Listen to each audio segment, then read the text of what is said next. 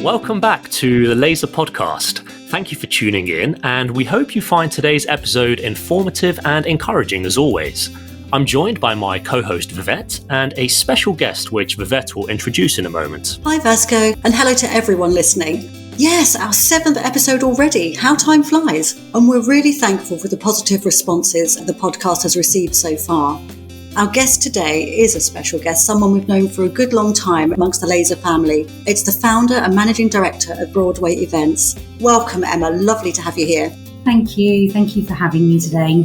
Emma, could you tell us a brief history of your business and how that's evolved over the years? Yes, of course. I started Broadway Events in 2009, with my first event being Childcare and Education Expo, which is an exhibition for the early years sector. The first one took place in Midlands in 2010, and then since then we've built them up and now also run them in London and Bolton. We also run conferences and roadshows in the healthcare sector and have now added virtual summits to our portfolio of events due to the last 18 months. That's brilliant, Emma. What I'm worried about though is when the pandemic hit, the events and hospitality sector was, of course, affected really massively. Can you tell us anything about that and how it affected you? Yeah, we were the first industry to shut down and are the last to open. Broadway Events only actually managed to run one conference in 2020, and we had to move all our remaining events. So we run 10 events a year, so we had to move 9 events. We'd moved them all to Q4 from September in 2020 because I think, like everyone, we thought COVID wouldn't be around as long as it has been. And after that, we sort of decided very early on in 2020 that we'd actually move everything to 2021 and 2022 because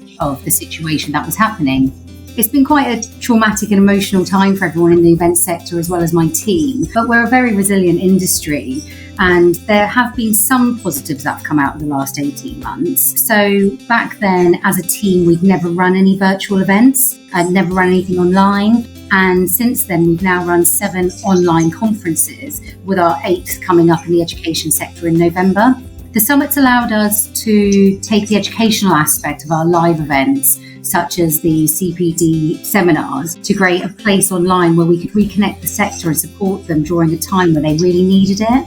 And we based the entire event on sector feedback to make sure that the topics covered would be relevant, and then injected our personality with raffle prizes, crafts, resources, competitions, and lots of brilliant offers from the different suppliers in the industry.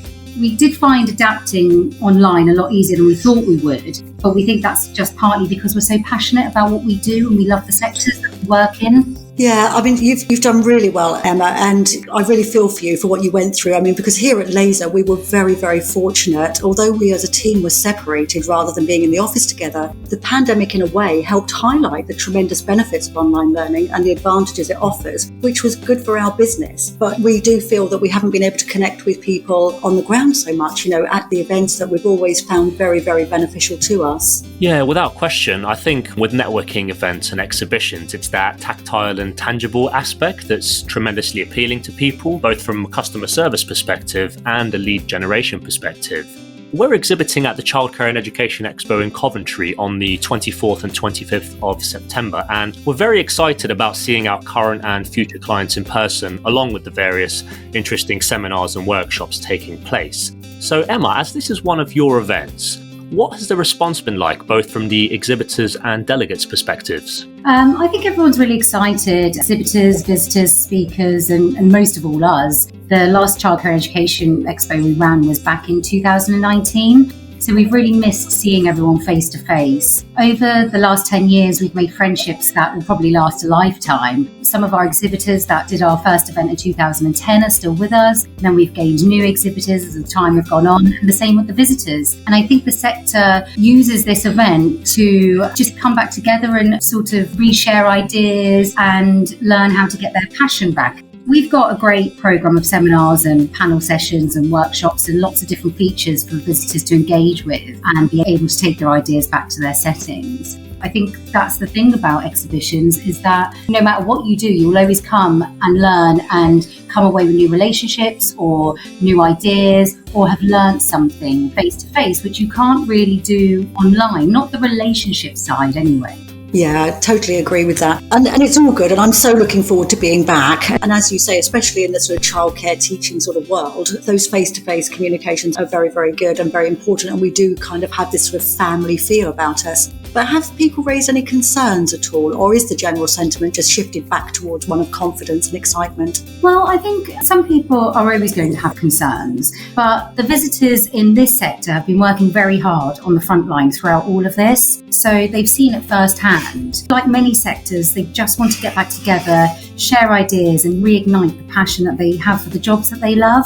I think the earlier sector is just so personable, isn't it? It's one of those sectors that, is dealing with children all the time. So, they haven't been one of these sectors that have actually gone home to work for the past 18 months, who are probably a bit more apprehensive about coming out. Yeah, that's great to hear, Emma. What would you give to those organisations who are hesitant to participate in events? No one knows how long COVID's going to be around for. And what you have to remember is business events are not like large music or sporting events. We've been tracking and tracing for a long time, long before anyone even thought about track and trace, because visitors have to give us their details to be able to enter the event. The venues we use are all accredited as COVID secure, and we've put lots of measures in place, like making the aisles wider, asking visitors and exhibitors to take lateral flow tests before they arrive. And we'll also have these available on site. So if anyone requires them, we're putting in things like heat temperature cameras from one of our exhibitors, because we thought that might be a quite nice thing for people to do. We've got lots of hand sanitizing stations. And they're also going to have lots of seating areas and the seminar areas more spaced out. So we just want people to feel as comfortable as possible, but while still being able to come to do something that they enjoy and get that experience. Oh, that's brilliant. It's so reassuring to hear all that, Emma, and I'm sure you really have thought of everything. So that's good to hear in person that you're offering those things. But one last question before we wrap up. As you work in the events sector, could you give us some insights or predictions at all for what you see happening with future events and exhibitions in the coming year? Do you think they're going to pick up, or are organisers looking for alternatives to the face-to-face event? Well, if you asked me this 18 months ago, I said, we'll be back in next 6 months. Every time someone asks me this question, it always changes. But there is a lot of positivity in the sector.